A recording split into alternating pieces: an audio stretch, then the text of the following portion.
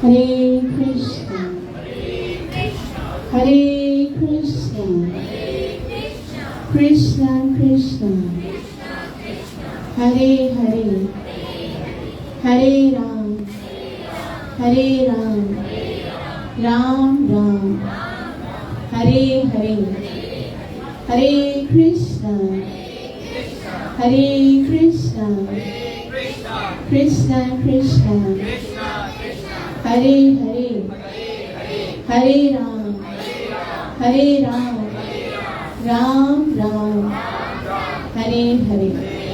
ग्रंथ राज श्रीमद् भागवतम महापुराण की। तो आइए पुनः हम भागवत कथा में प्रवेश कर रहे हैं।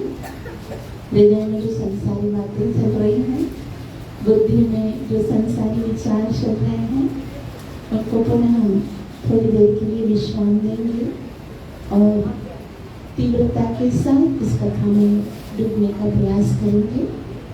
भगवान को स्मरण कीजिए और भगवान से प्रार्थना कीजिए कि हमारा मन इस कथा के द्वारा आपके श्री चरणों में रखे, हमारी प्रीति आपकी ओर करे, हमारी भक्ति नष्ट की हो जाए और हम आपकी ओर बहुत ही तीव्रता के साथ बढ़ने लगे। श्री विभूषितकरा नवनीरदाभा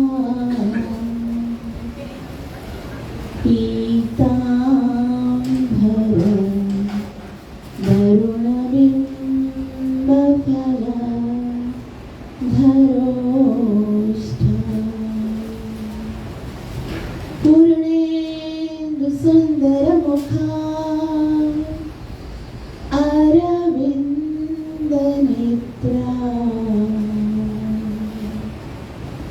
कृष्णात् परं किमपि तत्त्वमहं न जानामि। यं ब्रह्मा वरुणेन्द्ररुद्रमरुतः स्तुवन्ति देवैस्तवैः वेदैः साङ्गपक्रमोपनिषदैः गायन्ति यं सामगान्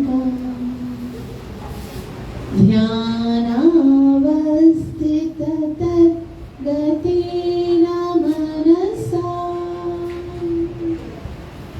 पश्यन्ति यं योगिनो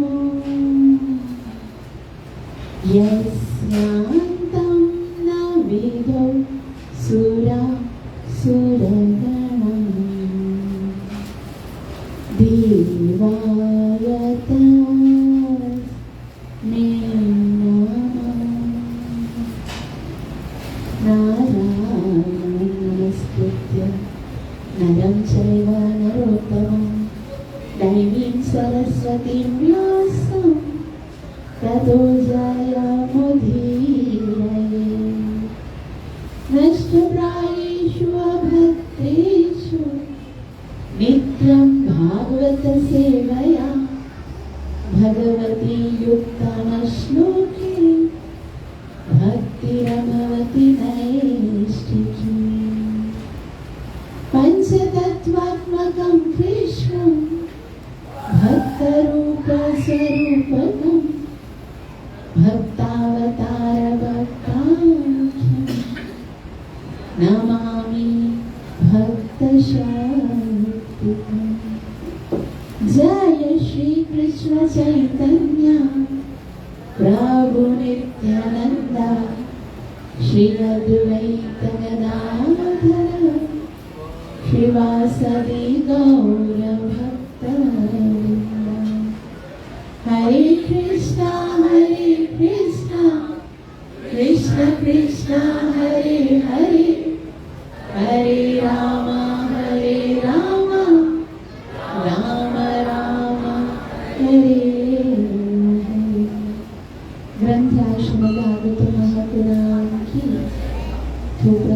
स्कंद के अंतिम पड़ाव में है। पिछले सत्र में हमने भीष्म पितामह की सुंदर स्तुति को श्रवण किया और किस प्रकार से उन्होंने अपना देह त्यागा भगवान को दर्शन करते करते। उसके उपरांत कथा आती है कि परीक्षित महाराज को राज्य प्रदान करके भगवान ने सोचा बहुत हो गया है, द्वारिका में बहुत समय बिता दिया, बहुत समय हो गया, द्वारिका में नहीं गया और हस्तिनापुर में बैठा हुआ हूँ, इतने सारा समय युद्ध हुआ और जा भी रहे थे तो भी कुंती महारानी की प्रार्थना सुनकर रुक गए। द्वारिका वासी तो याद करते होंगे। यूँ समझो कृष्ण ने कहा कि युधिष्ठिर एक पत्नी होती है तो भी 4 दिन के बाद हमको आना लेटर लिखना पड़ता है, मनाना पड़ता है, जल्दी आ जाऊंगा। मेरी तो 16,108 है और एक चिट्ठी भी नहीं लिखी, बहुत समय हो गया, ना जाने कितना नाराज होगी, क्रोध करेंगी, अब मुझे जाना चाहिए। तो भगवान पुनः द्वारिका की ओर प्रस्थान करते हैं। सात्विकी, युधिष्ठिर महाराज, अर्जुन सब चाहते हैं कि हम भी भगवान आपके साथ चले, क्योंकि इतना बड़ा युद्ध हुआ था तो बहुत सारे उनके शत्रु भी उत्पन्न हुए होंगे, तो कहीं रास्ते में कोई कष्ट ना हो। लेकिन कृष्ण ने कहा आप चिंता मत कीजिए, सब ठीक रहेगा, क्योंकि आपका भी नया नया राज्य अभी प्रारंभ हुआ है, यहाँ पर आप सबकी आवश्यकता है। तो भगवान श्री कृष्ण जो है वो अलग अलग जगहों से होते होते द्वारिका की ओर बढ़ते हैं और जैसे ही द्वारिका नगरी निकट आती है, बहुत ही सुंदर नगरी है जो कि साक्षात भगवान ने स्वयं उसका निर्माण किया है। एक बार क्या हुआ, जब द्वारिका का निर्माण हो गया तो अभी तक उसका नाम नहीं रखा गया था कि नगरी के क्या नाम से पुकारी जाएगी। उस समय कृष्ण ने सोचा कि मथुरा तो घर में निकट थी वृंदावन से, तो सब गोपियां कभी किसी से खुद ना भी आएंगी तो भी कोई संदेश लेकर आता होगा कृष्ण का, किसी तरह से मतलब पता चल जाएगा कि कृष्ण कैसे हैं ये। लेकिन द्वारिका तो बहुत परे है, बहुत दूर है, और जब गोपियों को पता चला कि वो इतना दूर जाकर बस गए कृष्ण, ना जाने कब उनसे मुलाकात होगी, कब दर्शन होंगे, तो भगवान ने योग माया से कहा कि हे योग माया, तुम सारे ब्रजवासियों को, गोपियों को द्वारिका लेकर आओ। जो अभी तक नाम तो रखा नहीं था नगरी का, जैसे ही सारी गोपियां वहां पर आई, रातों रात योग माया जो है सारी गोपियों को वहां पर लेकर आई। और सुबह कुछ इतनी सुंदर, क्योंकि अब क्या है, वृंदावन तो एक वन की तरह, ना तो किवाड़ होते थे, ना लॉक लगता था, ना कुछ। द्वारिका तो इतनी भव्य नगरी थी, तो बड़े बड़े राजमहल के जैसे दरवाजे, गोपियों ने कभी देखा ही नहीं था ऐसी सुंदर नगरी को। और जैसे ही आंखें खोली तो उनको दिख ही नहीं रहा था, उनको लग रहा था हम कहाँ कैद हो गए। जैसे आप देखो ना, गांव का कोई व्यक्ति अगर आएगा ना तो बिल्डिंग, कराची में किसी बड़ी बिल्डिंग में, तो उनको लगेगा हम कैद तो नहीं हो गए। तो वैसे द्वार कहाँ है, द्वार कहाँ है, द्वार कहाँ, मतलब उनको द्वार ही नहीं दिख रहा, तो उसका नाम द्वारिका पड़ गया। द्वारिका द्वार कहाँ है बोला तो इस तरह से भगवान जो है द्वारिका नगरी में प्रवेश करते हैं और बहुत सुंदर वर्णन करते हैं वेद व्यास जी कि किस प्रकार की नगरी है, किस तरह से भगवान के स्वागत के लिए हर जगह अक्षत कुंभ जल के रखे हुए हैं, दही माखन की मटकी रखे हुए हैं, और भगवान के स्वागत के लिए पूरी गलियों को सजाया गया है। और भगवान जैसे ही वहां प्रवेश करते हैं, भगवान अपने 5 जन्य शंख को यूं फूंकते हैं, भगवान के सुंदर कमल के जैसे पंखड़ियों के जैसे होंठ है और उसके ऊपर सुंदर सफेद रंग का हंस के जैसा शंख है, तो इतना सुंदर लग रहा है। भगवान की पीले कलर की धोती और सब रानियां जो इतने समय से कृष्ण को मिलने के लिए तड़प रही थी, अब कैसे, क्योंकि सारे ऋषि मुनि, सारे नगरवासी आए हैं, तो वो सोचती है हम कैसे जाकर कृष्ण को आलिंगन करें। सबके सामने लाज जाती है तो वो सब अपने अपने पुत्रों को भेजती हैं कि जाओ पिताजी से जाके आलिंगन करो। और भगवान जो है वो अपने पुत्रों के साथ प्रेम से मिलते हैं और भगवान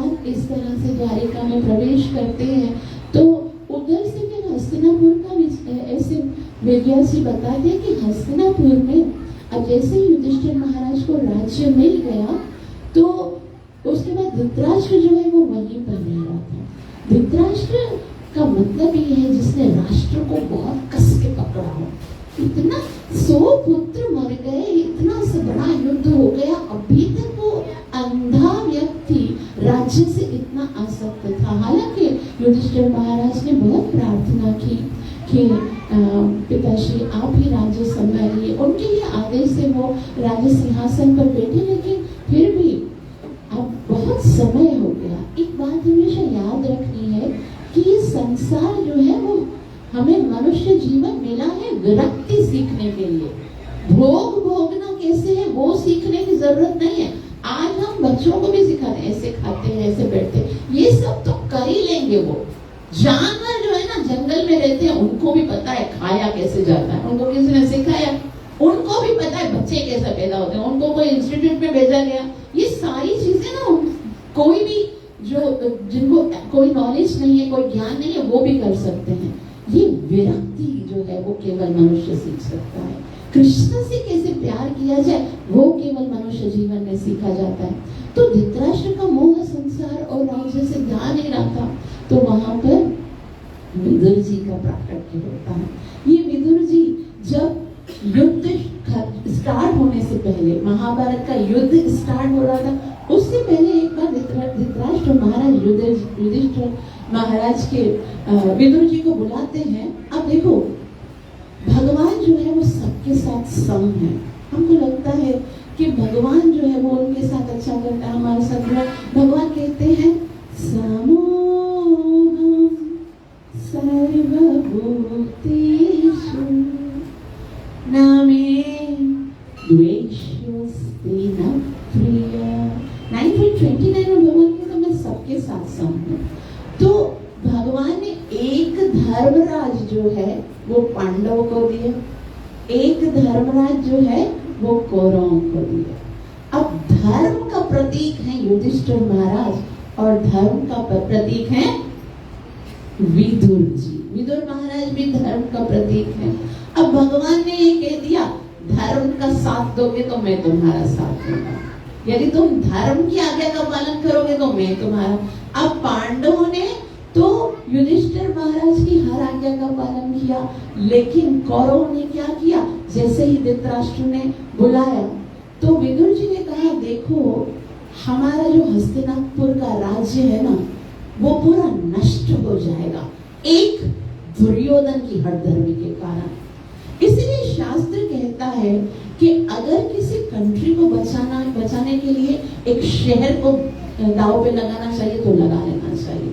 एक शहर को बचाने के लिए एक गांव को दांव पे लगाना पड़े तो लगा देना चाहिए। एक गांव को बचाने के लिए एक घर को दांव पे लगाना चाहिए तो लगा देना चाहिए। और एक घर को बचाने के लिए अगर एक व्यक्ति को दांव पे लगाना चाहिए तो लगा देना चाहिए। जैसे अगर शरीर के किसी एक अंग में रोग हो जाता है तो फिर उस शरीर की सुरक्षा करने के लिए उस अंग को काट देना चाहिए। उसी तरह से ये दुर्योधन जो है वो हमारे लिए सबसे बड़ा रोग है और दुर्योधन के कारण हस्तिनापुर का नाश हो जाएगा। इसलिए हे महाराज अब भी समय है, दुर्योधन को इस राज्य से निकाल दो, उसकी हठधर्मी हमारे लिए बहुत विनाशकारी होगी। वहीं पर दुर्योधन वो अपनी चांडाल छोकरी के साथ आते हैं, मामा शकुनी है, दुशासन है, दुर्योधन, वो सब आते हैं और कहते हैं ये दासी का पुत्र क्या अधिकार है उसको हमारे परिवार के मैटर्स पे बात करने के लिए, इसको निकाल देना चाहिए कि हमारे यहाँ पर ये शोभा, ये बोलने वाला होता कौन है। बहुत अपमान किया विदुर जी का और विदुर जी अंदर ही अंदर आनंद ले रहे हैं कि अच्छा है।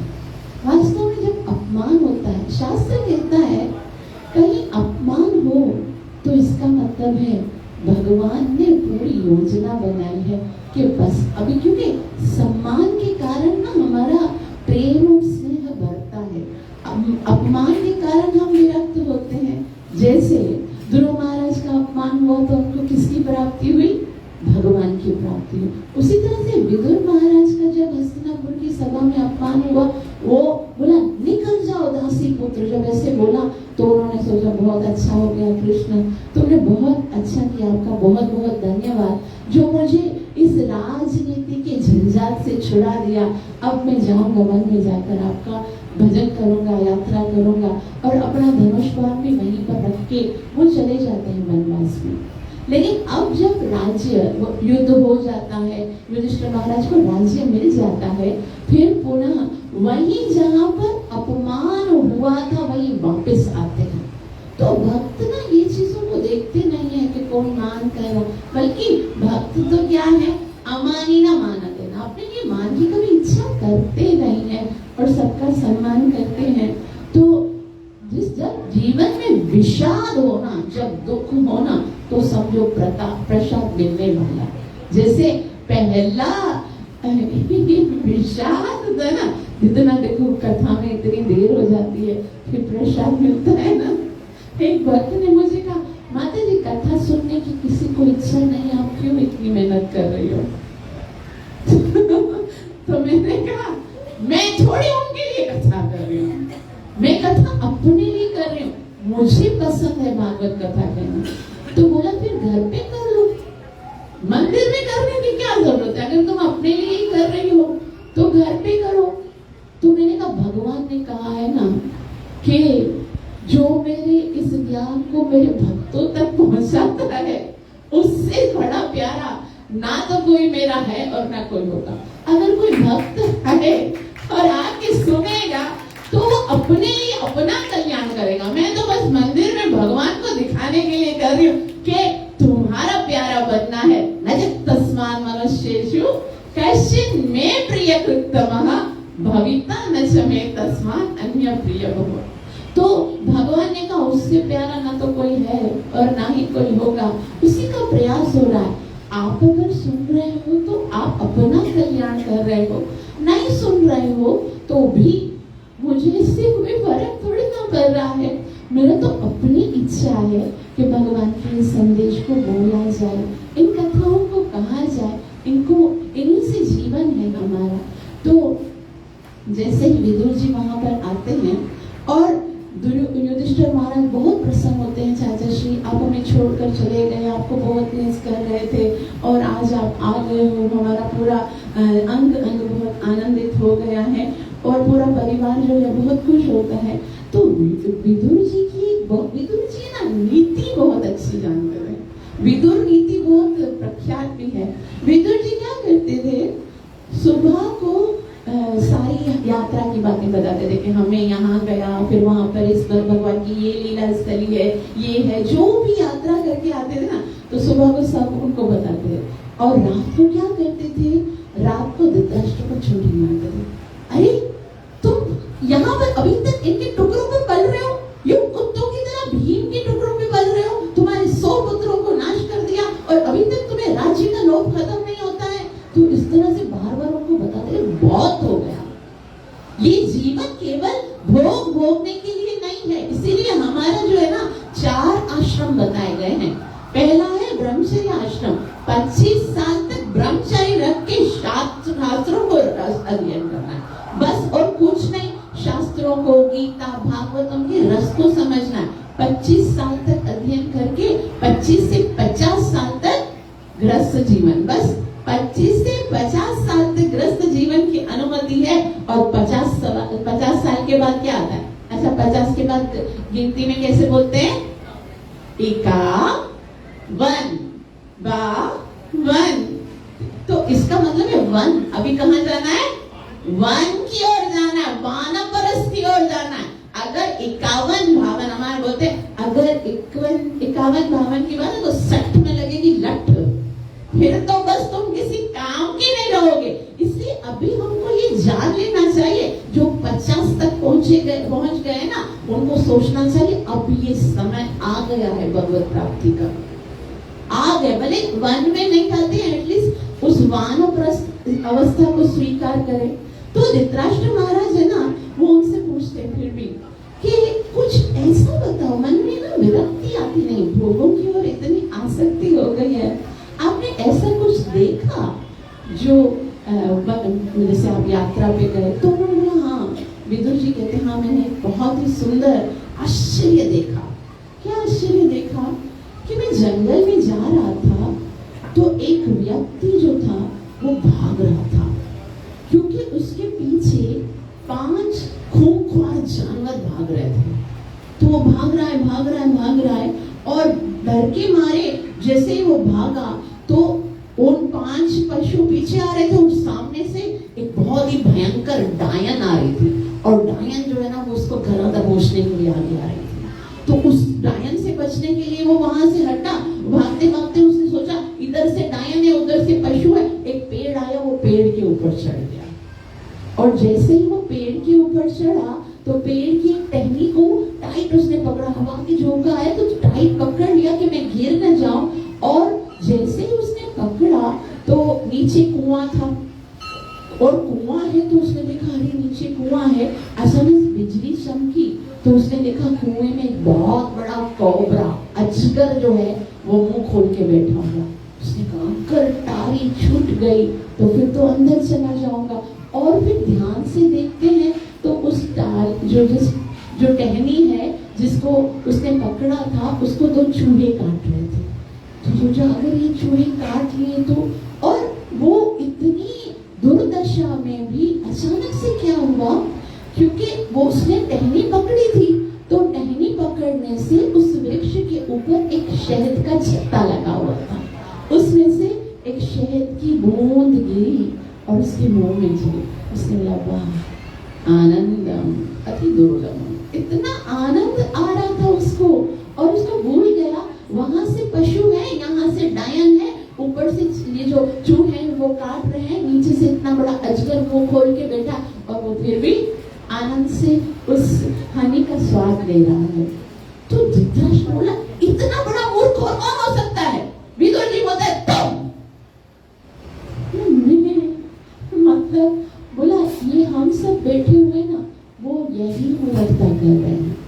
तो कौन से खूंखार पशु हमारे पीछे आ रहे हैं? ये जो हमारे 5 विकार हैं, काम, क्रोध, लोभ, मोह, ये मात्सर्य, ये सारे विकार खूंखार जानवर हैं। भगवान तो स्वयं कहते हैं ये नरक का द्वार है, और वो पीछे आ रहे हैं खाने के लिए। भगवान भगवत गीता में कहते हैं वित्त ये नमी हवैरिणम, इनको तुम सबसे बड़ा दुश्मन जानो। हमने कभी देखा ही नहीं है कि वो जानवर, वो खूंखार जानवर हमारे दुश्मन हैं और हमें वो मारने के लिए आ रहे हैं। तो बोला अच्छा वो डायन कौन है जो उस तरफ से आ रही है?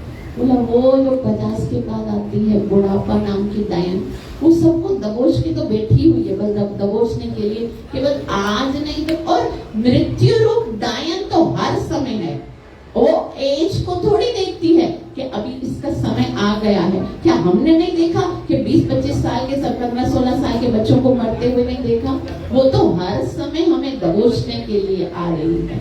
और ये जो शरीर रूपी वृक्ष जिसके ऊपर हम खड़े हैं, इस शरीर रूपी वृक्ष की हमने टानी पकड़ी हुई है और उसको दिन रात वाले चूहे कुतर रहे हैं, और वहां पर उसके अंदर काल रूपी मृत्यु मुंह खोल के खड़ा है, वो अजगर खड़ा हुआ है। और उसके बावजूद भी हम क्या कर रहे हैं? हम तो स्वाद ले रहे हैं ना, कभी पिकनिक में जाए, कभी होटल में जाए। हमको तो कहाँ लगता है कि भाई ये जानवर है, ये भूतनी है, ये चुड़ैल है, ये जुगर है। हमको तो उस हनी का आनंद अति दुर्लभ इसी में खोए हुए हैं। हमको याद भी नहीं रहता, एंजॉयमेंट ही जीवन का एकमात्र लक्ष्य समझते। हम समझते बस यही हमारे जीवन का। कहाँ याद रहता है मृत्यु का? कहाँ याद रहता है कि हमारा जीवन समाप्त होने वाला है? तो बहुत ही सुंदर है ना, शिक्षा देते हैं और बोलते चलो निकलो, बहुत हो गया, अब कब तक भोगते रहोगे।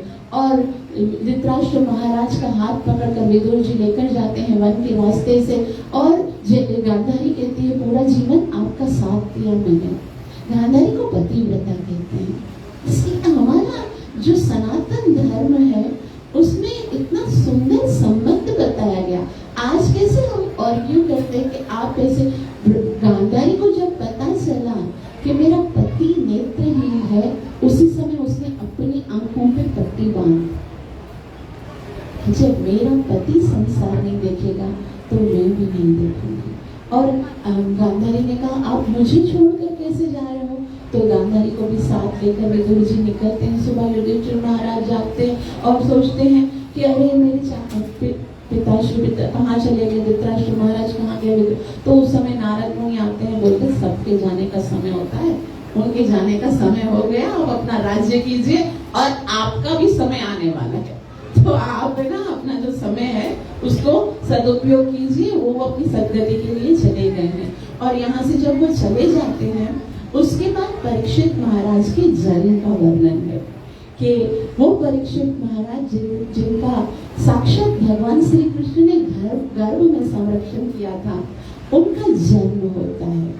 और वैसे उनका नाम परीक्षित नहीं रखा था, उनका नाम रखा था विष्णु रथा, विष्णु की कृपा से जो प्राप्त हुए हैं वो। लेकिन उनको परीक्षित क्यों कहा जाता था? क्योंकि उन्होंने जो भगवान के दर्शन किए थे ना गर्भ में, वो हर वक्त उसी दर्शन, तो ऐसा कोई एक ही भक्त जन्म लिया है जिन्होंने भगवान का दर्शन गर्भ में किया हो। गर्भ में हम सबने दर्शन किया है ना, ये तो हमारा कपिल देव को देवती माता को कपिल देव जी महाराज बताते हैं कि हर कोई भगवान के दर्शन करते हैं। लेकिन परीक्षित के और हमारे अंदर क्या फर्क है कि जन्म लेने के बाद हम भूल जाते हैं, हमें थोड़ी ना याद रहता है कि हमने भगवान के दर्शन। लेकिन परीक्षित महाराज को उस समय भी याद था। जन्म लेते तो वो अपनी आंखों में ऐसे ध्यान से देखते थे, हर कोई उनके सामने आता था ना, ध्यान से देखते थे, कहीं वो तो नहीं जिसको मैंने गर्भ में देखा था। बार बार देखते थे तो इतना परीक्षण करते थे, मतलब परीक्षण करते थे, ये वही हो सकता है, ये वो कहाँ है जो मैंने देखा था, तो देखते थे। अब कृष्ण तो द्वारिका चले गए थे। अब क्या हुआ था, एक बार जब उनका राज्याभिषेक हो गया था युधिष्ठिर महाराज का और परीक्षित महाराज का जन्म हो गया था, तब तक कोई भी मिलने आता था ना, उनको घूर के परीक्षित महाराज देखते थे, कहीं ये वो तो नहीं, कहीं ये वो तो नहीं। तो एक बार जब एक दिग्विजय किया धनंजय, अर्जुन बहुत सारा धन एकत्रित करके आए और एक बहुत बड़ा यज्ञ किया युधिष्ठिर महाराज ने, तो भगवान श्री कृष्ण भी वहां पर पधारे थे। और कृष्ण जब पधारे थे तो परीक्षित महाराज बार बार कृष्ण को देख रहे थे। और कृष्ण को हरे कृष्ण को कैसे देख रहे थे? ऐसे कृष्ण को देखते थे, फिर आंखें बंद करते थे, मतलब वो याद कर रहे थे, ये लगता तो वही है जिसको मैंने गर्भ में देखा। वापस कृष्ण को देखते थे, ऐसे वापस आंखें बंद करते थे, वापस खोलते थे वापस। तो वेद व्यास जी हैं, वो कृष्ण को कहते हैं कि परीक्षित महाराज ने आपको पहचान दिया है कि आप वही हैं जिनका उन्होंने गर्भ में दर्शन किया था। लेकिन उनकी एक प्रॉब्लम है, वो एक समस्या हो गई। बोला क्या? बोला वो बार बार आंखें इसलिए बंद करते हैं कि वो गर्भ वाला सीन याद करते हैं। गर्भ में वो कैसे गए थे, मैंने आपको बताया था, 4 हाथ थे, शंख चक्र लेकर गए थे ना, शंख चक्र। और अभी कृष्ण कितने हाथों में है? 2 हाथ में। तो सोच रहे थे है तो वही, लेकिन उसके 4 हाथ है, इसके 2 हाथ है, पता नहीं वो है कि वो नहीं है, अब क्या करूं? तो वेद व्यास जी जो है वो कृष्ण को कहते हैं कि आप इनको अपना वो स्वरूप दिखा दीजिए ताकि उनका मन शांत हो जाए। तो परीक्षित महाराज को भगवान श्री कृष्ण उस समय अपना चतुर्भुज का दर्शन कराते हैं। और परीक्षित महाराज की जो ये परीक्षण है कि हाँ मुझे वो मिल गया जिसका मैंने दर्शन किया था। तो उसके बाद परीक्षित महाराज का राज्याभिषेक करके परीक्षित महाराज बड़े होते हैं और बहुत समय हो जाता है। कृष्ण द्वारिका में चले जाते हैं और द्वारिका से हस्तिनापुर कोई संदेश नहीं आता। एक दिन युधिष्ठिर महाराज कहते हैं अर्जुन को, अर्जुन कितना समय हो गया, कृष्ण का कोई संदेश नहीं आया, तुम द्वारिका चले जाओ। द्वारिका में देखो सब कुशल से तो है। और जैसे ही अर्जुन जाता है तो उस समय क्या होता है, वहां पर बहुत सारे अपशकुन होने लगते हैं, चिंता होती है वहां पर, है ना, उल्टे काम होते हैं। गाय जो है वो रोती हुई दिखती है, उल्लू जो है वो जोर जोर से रात को सैयार चीखते हैं, मतलब सारे ऐसा लग रहा होता है हस्तिनापुर पूरी बिगड़ रही है, उनको सारे अपशकुन दिखने लगते हैं। युधिष्ठिर महाराज बहुत ज्यादा परेशान हो जाते हैं कि क्या हो गया है। और इसके बाद उन्होंने सोचा कि इन अपशकुनों का क्या कारण हो सकता है। तो अर्जुन का इंतजार करने लगे और अर्जुन जैसे वहां से होकर आए, अर्जुन का मुंह इतना मलिन था, नेत्रों से आंसू बह रहे हैं। अब अर्जुन कुछ बोल नहीं पा रहे हैं। वो गांडीव धनुषधारी जो गांडीव की तरह, तंकार की तरह ललकार के बोलता था, आज उनके शब्द मौन थे। तो युधिष्ठिर महाराज बहुत ज्यादा परेशान हो गए कि आखिर अर्जुन बता क्यों नहीं रहा है कि क्या हो रहा है। अर्जुन से पूछते हैं, दुखी होने के जितने कारण आज हमारे पास है ना, वैसे पहले नहीं होते थे। तो युधिष्ठिर महाराज पूछते हैं, क्या आपका किसी ने अपमान किया है जो आप इतना दुखी हो। अर्जुन जवाब नहीं देते। बोला अच्छा कहीं ऐसा तो नहीं कि किसी ने आपसे दान की याचना की हो, आप दान ना दे सके हो। अर्जुन तभी भी कुछ नहीं बोला। बोला क्या किसी स्त्री का अपमान किया आपने, तब भी वो जवाब नहीं देते। और फिर युधिष्ठिर महाराज पूछते हैं, तुम यदुवंश का समाचार लेने गए थे, यदुवंश में सब सुरक्षित तो है। और जब ऐसे बोलना शुरू करते हैं तो अर्जुन तो और भी सिसकियां भर के रोते हैं और जब बोलते हैं कि कृष्ण कैसे है, और कृष्ण का नाम सुनते ही अर्जुन कहते हैं, वो हमारे मित्र जिनके कारण हम विजयी हुए, जो हर समय हमें आनंद प्रदान करने वाले हैं, वो साक्षात भगवान होकर भी वो हमारे कभी तो गुप्तचर बन जाते हैं, कभी संदेश लेकर चले जाते हैं, तो कभी हमारे रथ की सारथी बन जाते हैं, वो हमें छोड़कर चले गए। युधिष्ठिर महाराज जब ये सुनते हैं कि कृष्ण अब इस संसार में नहीं रहे, उसी समय अभी उन्होंने जो महाभारत युद्ध किया था ना, उसको सिर्फ 35 साल हुए थे, इतना बड़ा युद्ध हुआ। और 35 साल के बाद उन्होंने क्या किया, जैसे ही कृष्ण गए उन्होंने अपना जो राज मुकुट है ना, युधिष्ठिर महाराज ने उतार के रख दिया। बोला मैं अब राज्य नहीं करूंगा। कृष्ण चले गए तो मैं भी अब तपस्या करने चले जाऊंगा, भीम तुम राजा बन जाओ। भीम कहते हैं जब आप राज्य नहीं करोगे तो मैं भी राजा नहीं बनूंगा। भीम भी अपना मुकुट, नकुल और सहदेव भी रख देते हैं। अर्जुन तो पहले से ही रो रहे हैं, कृष्ण की महिमा और कृपा को याद करें। वो पांचों पांडव जो है वो वनवास जाने की तैयारी करें। यहाँ से देखना चाहिए, हमको लगता है ना कि बहुत सारी रिस्पॉन्सिबिलिटीज है हमारे पास, संसार का क्या होगा। हम अगर चले गए संसार से, आज जो हम सोच रहे हैं ना कि मैं अगर इस घर में नहीं हुआ तो घर का क्या होगा, आज जो कब्रों में बैठे हुए हैं या जिनकी चिताएं जलाई गई है ना, वो भी पहले जब होते थे तो यही सोचते थे कि मेरे बाद संसार का क्या होगा। और आज जब वो थे उनसे अच्छा चल रहा है, तो हमारे बाद भी सब कुछ चलेगा, कुछ नहीं बिगड़ेगा। सारा जीवन ये विचार नहीं करना चाहिए मेरे बच्चों का क्या होगा, उनके बच्चों का क्या होगा, ये विचार करना चाहिए मरने के बाद मेरा क्या होगा। अपने बारे में भी थोड़ा सा सोचना चाहिए। तो यहाँ पर अर्जुन जो है वो, ये पांचों पांडव जो है वो जाते हैं मान तरस, द्रौपदी महारानी उनके साथ जाती है। कुंती महारानी ने जैसे सुना कि क्या हुआ है, जैसे एक संदेश वाहक जाके बता दिया और उन्होंने कहा कृष्ण स्वधाम चले गए, नहीं सुना, उसी टाइम पे कुंती महारानी के प्राण निकल गए।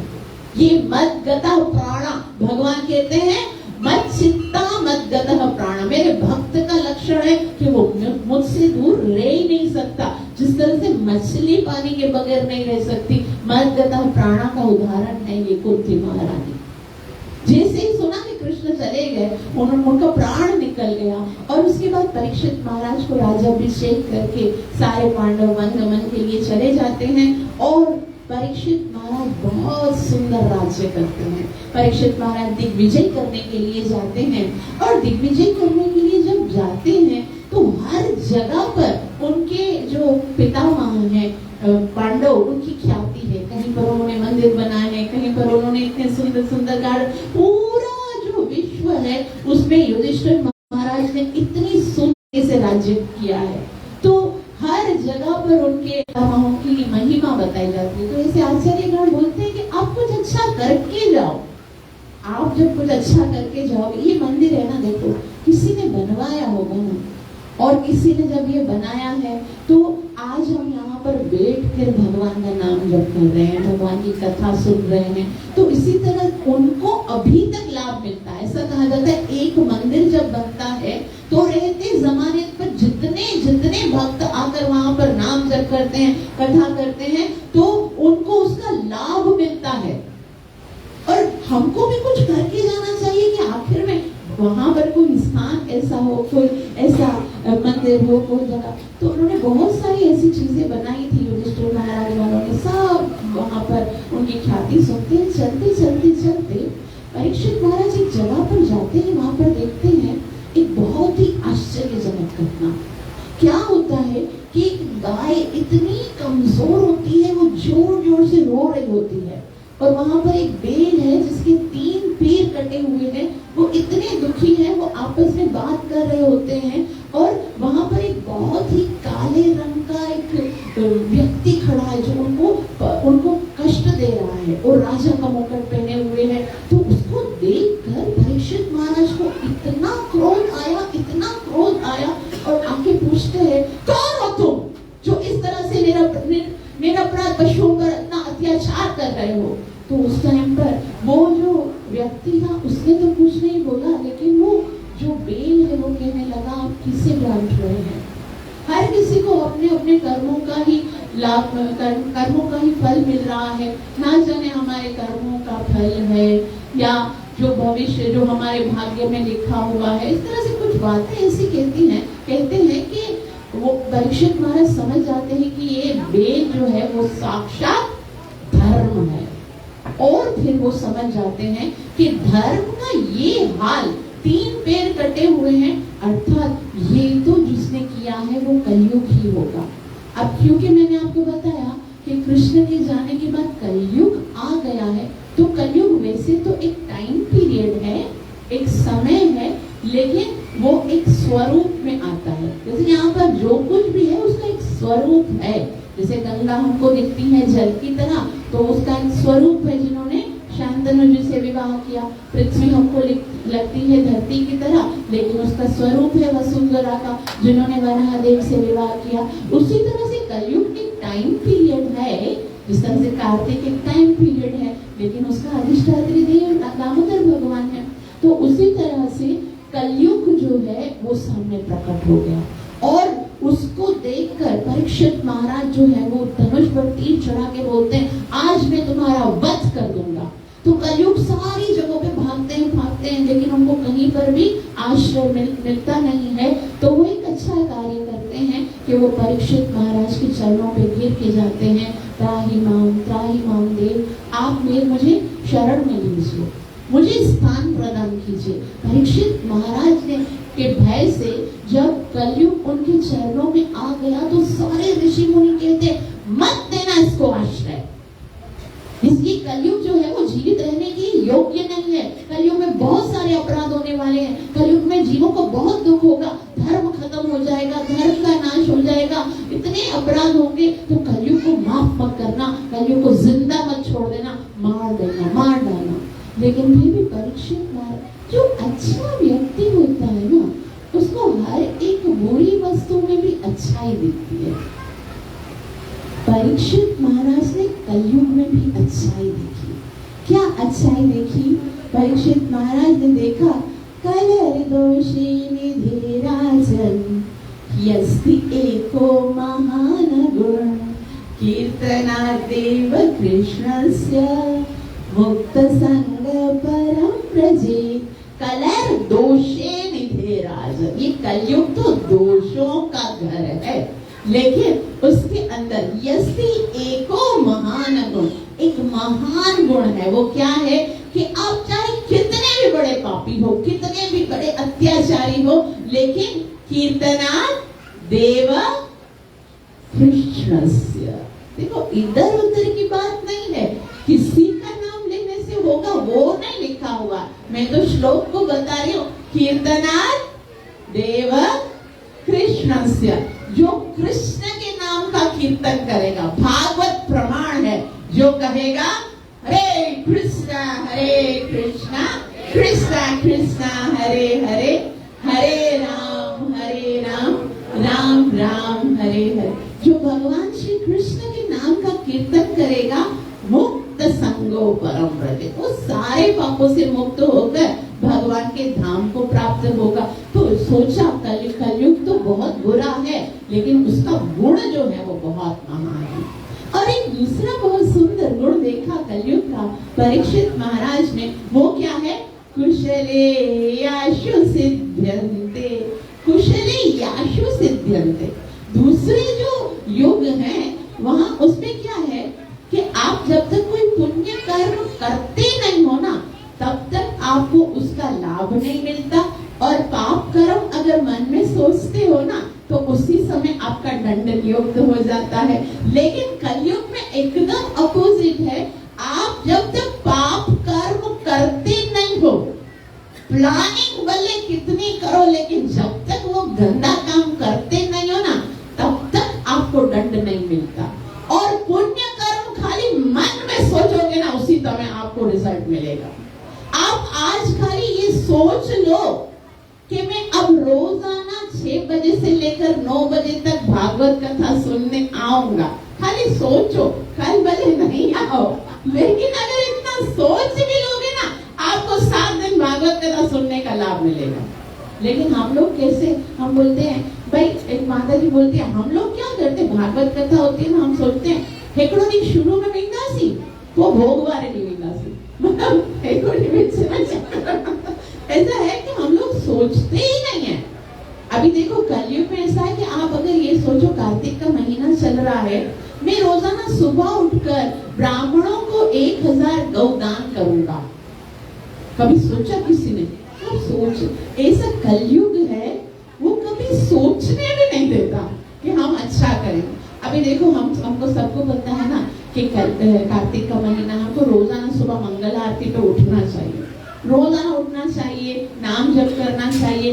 अगर हम सोच लें ना, कल मैं जरूर उठूंगा और मैं 16 माला सुबह प्रभात ब्रह्म मुहूर्त में करूंगा, उसी समय लाभ मिलेगा। लेकिन हम सोचते नहीं, भाई फिर मैं उठ जाऊंगा, फिर मुझे बाद में ऑफिस भी जाना, यूनिवर्सिटी भी जाना, तो दीदी नहीं होगा, मतलब अंदर से सोचते ही नहीं है। तो हमको यहाँ पर कलयुग का फायदा उठाओ, एटलीस्ट सोचना तो शुरू करो।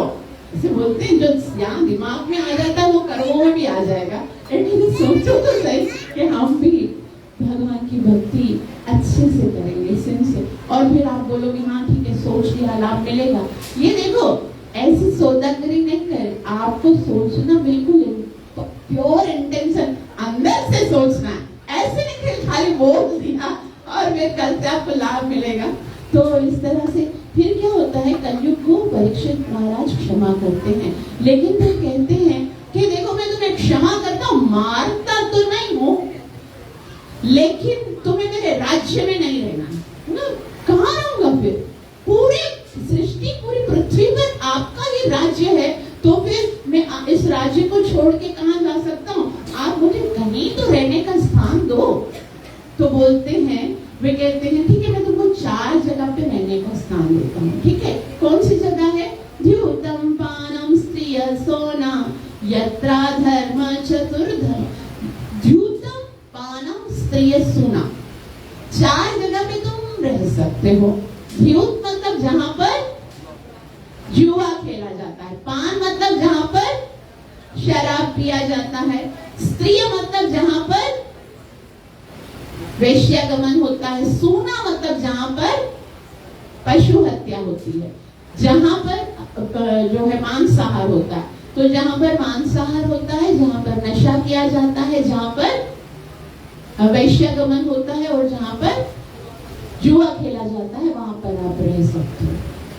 आपको एक बात बताओ, यत्रा धर्म चतुर्धर्म, जहां पर ये 4 अपराध होते हैं ना, शास्त्र कहता है वो धर्म की जगह नहीं है। जहां पर ये 4 कार्य होते हैं ना, वहां पर भगवान कभी नहीं आते।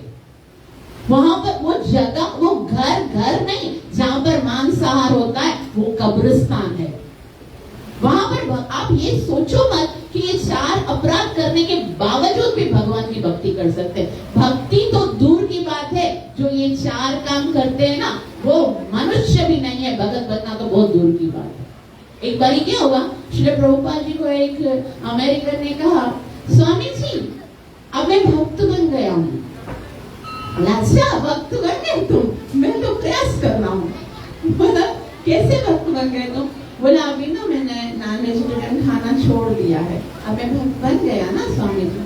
तो श्री प्रभुपाद जी दिखाते हैं इधर, ये जो सामने कबूतर है ना वो भी नहीं खाता नॉनवेज, ये बकरी है ना बकरी वो भी नहीं खाती नॉन वेजिटेरियन। तुमने नॉन वेजिटेरियन खाकर अभी भक्त नहीं बने हो, अभी इंसान के लेवल पे आए हो, नॉन वेजिटेरियन नहीं खा रहे हो, नशा इंसान बने हो। अब तुम अगर नाम जप करोगे, गीता पढ़ोगे, भागवत कथा सुनोगे, भगवान की सेवा करोगे, तब भगत बनोगे।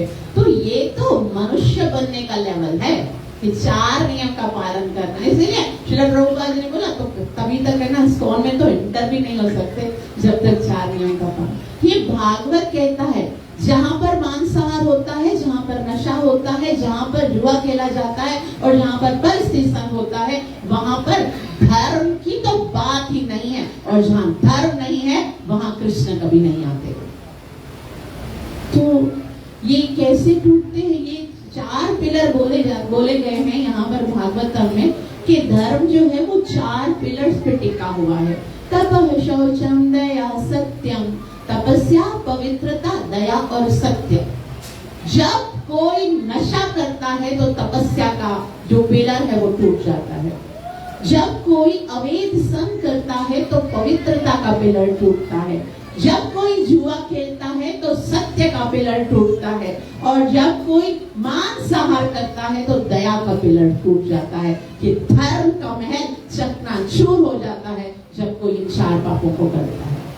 तो ये याद रखिए, अगर आप चाहते हो कि आपके जीवन में कृष्ण हो, अगर आप चाहते हो कि आपके जीवन में सुख हो, शांति हो, तो आपको इन 4 कामों से बचना पड़ेगा, क्योंकि यहाँ पर तो कलयुग के रहने की जगह बताई गई। लेकिन एक ये हुआ, जैसे ही भगवान ने कहा तुम इन 4 जगहों पे, परीक्षित महाराज ने कहा कि तुम इन 4 जगहों पे रह सकते हो, तो कलयुग ने कहा मगर ये 4 जगह तो है ही नहीं, आपके राज्य में एक भी बुच्चर शॉप नहीं है, कहीं पर मांसाहार होता नहीं, क्लब नहीं, वाइन शॉप तो एक भी नहीं है, वो परिस्त्री संग तो कहीं होता ही नहीं है, जुआ खेलने की जगह नहीं है, तो मैं रहूं कहाँ?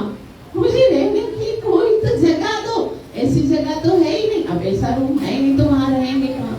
तो उन्हें बोलते ठीक है, जो अपराध करके धन एकत्रित करते हैं और धन जमा करके बहुत सारा सोना लेते हैं, आप उसमें भी रह सकते हो।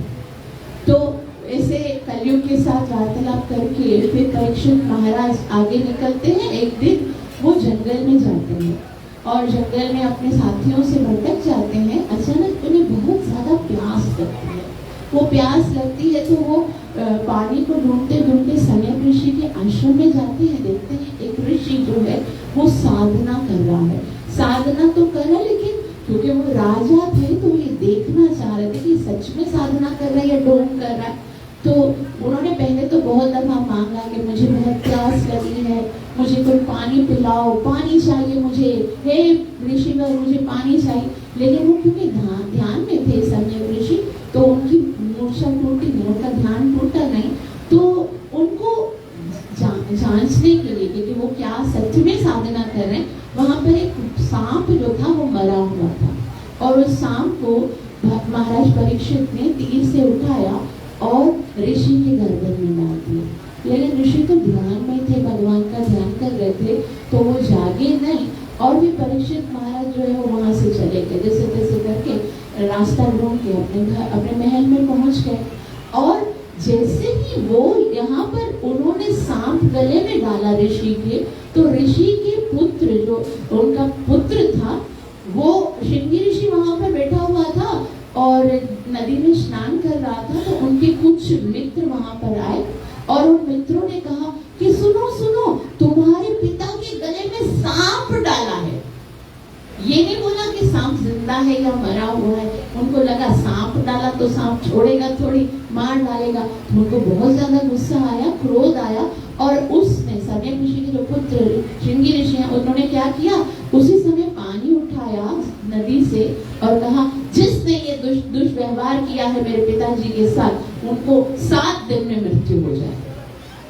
और इसे श्राप देने के बाद वो वापस आते हैं और तब तक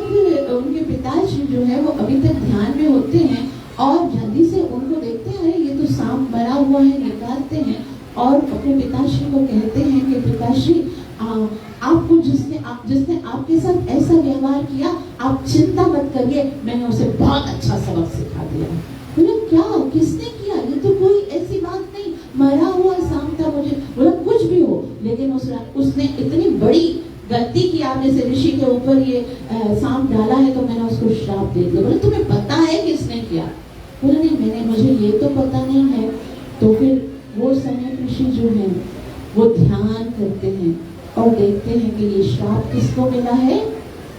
परीक्षित महाराज को। उनको बहुत दुख होता है कि परीक्षित महाराज जो इतने अच्छे राजा हैं, इनके कारण कलयुग हमारे राज्य में आ नहीं सकता। वो अपने प्रजा को कितना आनंद देते, अगर ये चले गए तो कलयुग का आक्रमण कितना जोर से होने वाला। ये सब सोच के ऋषि ने सोचा, अपने पुत्र को कहा तुमसे बहुत बड़ा अपराध हो गया, तुमने बहुत बड़ी गलती कर दी, जो तुमने कितने अच्छे राजा को इतना बुरा भयंकर श्राप दे दिया है। और उसी समय ऋषि अपने किसी शिष्य को भेजते हैं और राजा को ये कहलाते हैं कि आपको ये श्राप मिला है कि 7 दिन के अंदर आपकी मृत्यु हो जाएगी, तो कर लीजिए जो कर सकते हैं।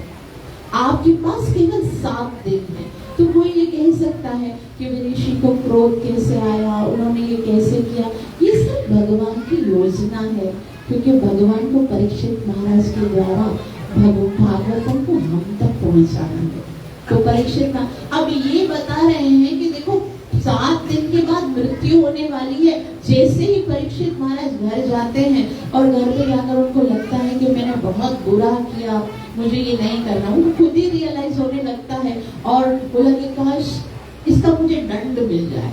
और वो ऋषि के शिष्य आते हैं और कहते हैं आपको 7 दिन के बाद मृत्यु होने, और इसको परीक्षित महाराज बहुत दिल से स्वीकार करते हैं। बोला मुझे बहुत बड़ा उपकार किया जो आपने मुझे इस अपराध का दंड दे दिया। याद रखिए, जब आपको इसी जन्म में आपके अपराध का दंड मिलता है ना, तो ये आपके ऊपर कृपा है, क्योंकि यहाँ पर तो थोड़ा बहुत दुख भोग के ही आपका पश्चाताप हो जाएगा। लेकिन अगर इस संसार में आपके किसी पाप का आपको दंड नहीं मिला, तो ना जाने कितने भयंकर नरकों में जाना पड़ेगा, यहाँ से 1000 गुना ज्यादा कष्ट मिलेगा। इसलिए जब कभी पाप हो जाए ना, तो जाके उनसे क्षमा मांगो और बोलो सजा दे दो, यही खत्म करो, ताकि मेरा पाप का मुझे दंड मिल जाए और मैं आगे नरक में ना जाऊं। तो परीक्षित महाराज बहुत खुश होते हैं उसी समय जब उनको पता चलता है। अब हुआ क्या था, उनको प्यास लगी थी ना, तभी तो उन्होंने ये सब किया था, सांप डाला था।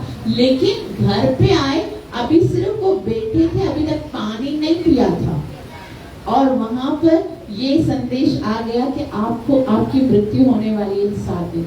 अभी भी उन्होंने पानी नहीं पिया और उसी समय अनशन ले लिया कि 7 दिन तक ना मैं जल पीऊंगा, ना मैं कुछ खाऊंगा। डायरेक्ट चले गए गंगा के तट पर, और गंगा के तट पर बहुत सारे ऋषि मुनि वहां पर एकत्रित होते हैं। सबको पता है, ये पहले से ही जो था ना, जब परीक्षित महाराज का जन्म हुआ था ना, जब जन्म समय पर ज्योतिषी ने हाथ देखा था ना, तभी से ही पता था सबको कि परीक्षित महाराज को श्राप मिलेगा और भागवतम का अवतार होगा। तो परीक्षित महाराज तो जानते थे अब मुझे क्या करना है। वो वहां पर जाते हैं और सारे ऋषि मुनि वहां पर एकत्रित होते हैं, उनसे पूछते हैं कि 7 दिन रह गए हैं मेरी मृत्यु को, बताइए 7 दिन में मैं ऐसा क्या करूं कि मैं भगवत प्राप्ति करूं। तो कोई कहता है भाई आपको 7 दिन तक यज्ञ करना चाहिए, कोई कहता है दान देना चाहिए, कोई ब्राह्मण बोलते हैं भाई ब्राह्मण को बहुत सारा दान दे दो आपकी मुक्ति हो जाएगी, कोई बोलते हैं आपको तपस्या करनी चाहिए, कोई क्या। और वो सोच रहे हैं कि नहीं, अगर मैं पुण्य कर्म करूंगा ना, तो पुण्य कर्म मुझे कहाँ लेकर जाएंगे? स्वर्ग में लेके जाएंगे। और स्वर्ग जो है वो ऐसी जगह है जहाँ पर क्षीणे पुण्य मृत्यु लोकम विशन्ति। तो पुण्य कर्म से स्वर्ग में जाऊंगा, स्वर्ग से वापस आना पड़ेगा। अगर मैं योग ध्यान करके ब्रह्म में लीन हो गया, तो वहां से क्या होगा?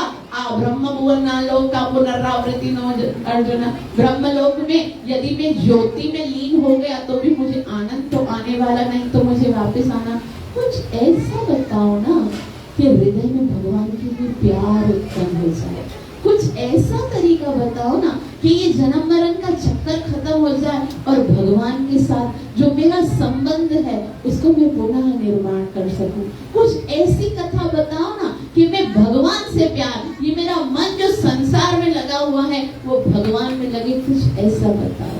तब वहां पर शुकदेव गोस्वामी का आगमन होता है और हमारे आगे के जितने भी चैप्टर हैं वो शुकदेव गोस्वामी बताएंगे। शुकदेव गोस्वामी महाराज की, शुकदेव गोस्वामी का प्राकट्य होता है। वो 16 साल के इतने सुंदर दिगंबर वेश में वहां प्रकट होते हैं। उनका पूजन किया जाता है, आसन दिया जाता है और उनको आसन पर बिठाकर परीक्षित महाराज जो है वो उनसे एक प्रश्न पूछते हैं कि हे महाराज, वो कहते हैं अतः पृच्छामि संसिद्धिं योगिनां परमं गुरु पुरुषस्येह यत्कारं म्रियमाणस्य सर्वदा। अतः पृच्छामि संसिद्धिं योगिनां परमं गुरु, आप सारे योगियों के परम गुरु हो। अतः पृच्छामि, मैं आपसे पूछना चाह रहा हूँ, दो बातें पूछते हैं ध्यान से। पुरुषस्येह यत्कारम, एक मनुष्य का जीवन में काम क्या है, मनुष्य जीवन का क्या लाभ है, क्या करने के लिए मनुष्य क्यों आया है मनुष्य। कभी हमको ये सोचना चाहिए ना कि मनुष्य जीवन मिला है तो क्या करने के लिए। गुरु भी तो कहते हैं भाई प्राप्त मनुष्य देया गोविंद मिलन की ये तेरी विद्या। वो क्यों मिला है, वो सिर्फ और सिर्फ गोविंद से मिलने के लिए मिला है। कृष्ण से मिलने के अलावा जो भी काम आप करते हो और कार्य कितने ना काम, किसी काम का नहीं है, सारा फिजूल है। एक ही काम है गोविंद से मिलने के लिए। तो कहते हैं पुरुष से है यत्कारम, मनुष्य के जीवन में उसे क्या करना चाहिए। और स्पेशली ये बताइए नियमाणश्च सर्वदा, मरने वाला, जो मरने वाला है, निकट मृत्यु खड़ी है, उससे क्या करना चाहिए। हे शुकदेव गोस्वामी, आप कृपा करके मेरे इन दो प्रश्नों का उत्तर दीजिए। तो यहाँ पर जैसे ही परीक्षित महाराज का आगमन होता है, हमारा पहला स्कंद खत्म होता है और दूसरे स्कंद में, प्रारंभ में ही दूसरे स्कंद में हमें बताया जाता है कि जीवन को क्या करना, इस मनुष्य जीवन में हमें करना क्या है। ये जो दूसरा स्कंद है उसमें 10 अध्याय है और दूसरे स्कंद का विषय है साधन। और ये जो है ना हमारे भागवतम का सबसे छोटा स्कंद है। इसमें जो मुख्य बात बताई है शुकदेव गोस्वामी ने, परीक्षित महाराज का प्रश्न ये है कि क्या करना है, मनुष्य को क्या करना है, मरने के समय क्या करना है। तो उसका उत्तर अगर एक ही वर्ड में कहा जाए तो उन्होंने कहा भगवत प्राप्ति का, एक मनुष्य जीवन का एक ही काम है भगवत प्राप्ति, और भगवत प्राप्ति का सबसे सरल साधन है श्रवण करना। इसलिए तुमको यज्ञ करने की जरूरत नहीं, दान देने की जरूरत नहीं, तपस्या करने की जरूरत नहीं, कुछ करने की जरूरत नहीं। बैठो यहाँ, तुम बैठो, तुम सुनो, मैं बोलूंगा और तुम भगवान के पास चले जाओगे। बस शुकदेव गोस्वामी महाराज की, ग्रंथराज श्रीमद् भागवतम महापुराण की। तो यहाँ से हम कल प्रारंभ करेंगे। पहला स्कंद खत्म हो गया है और हम कल 2, 3, 4 ये 3 स्कंद करने का प्रयास करेंगे। कथा शाम को 5:30 बजे प्रारंभ हो जाएगी तुलसी पूजा के बाद और 9:30 बजे तक चलेगी। आप सब स्वयं भी कथा का लाभ लीजिए और जितने भी आपके फ्रेंड्स एंड रिलेटिव्स हैं उन सबको कहिए कि भागवत कथा का लाभ लीजिए और अपने मनुष्य जीवन को सफल कीजिए। कार्तिक का इतना सुंदर महीना है और भागवतम की इतनी मधुर कथा है, जो लाभ नहीं ले रहे हैं उनका तो